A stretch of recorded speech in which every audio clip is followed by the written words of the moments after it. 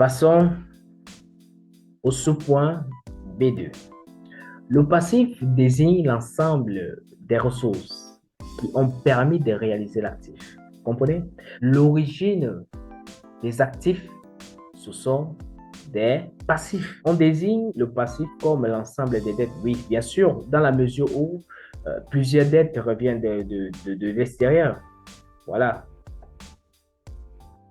Comme passif, on a le capital. Alors ici, c'est le capital social, hein, voilà l'ensemble des apports. On a les réserves, oui. On a les dettes fournisseurs. On a les dettes sociales.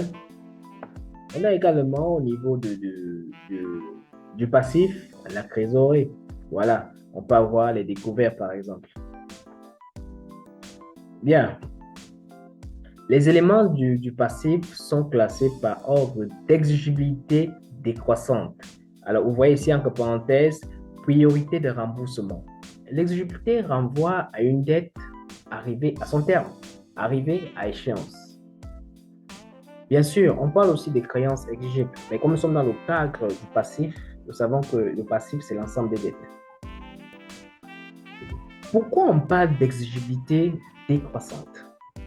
Vous savez que lorsqu'une dette est arrivée à terme et que vous ne honorez pas à vos engagements, les pénalités qui en découlent, vous devez malheureusement les supporter.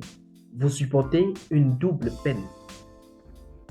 En fait, tout ceci est lié à la pénalité. Hein. Je vous ai dit depuis le départ que lorsque une dette est arrivée à l'échéance, vous saviez que si vous n'avez pas honoré à vos engagements, ce qui suit après, ce sont des pénalités.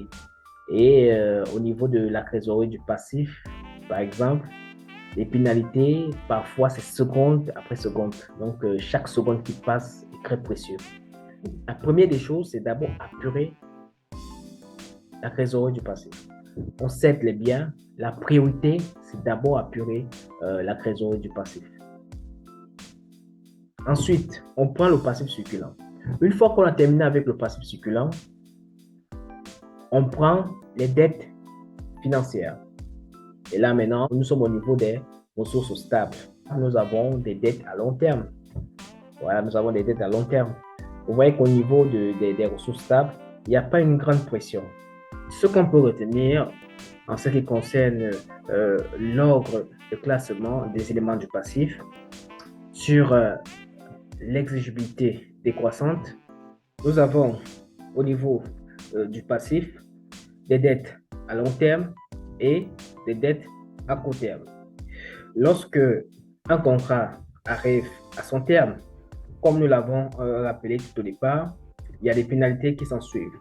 Maintenant, entre les éléments qui sont à court terme, nous avons d'une part le passif circulant et la trésorerie du passif. La trésorerie du passif est plus exigible que le passif circulant, dans la mesure où les dettes qui ici sont des dettes à court terme par rapport au passif circulant.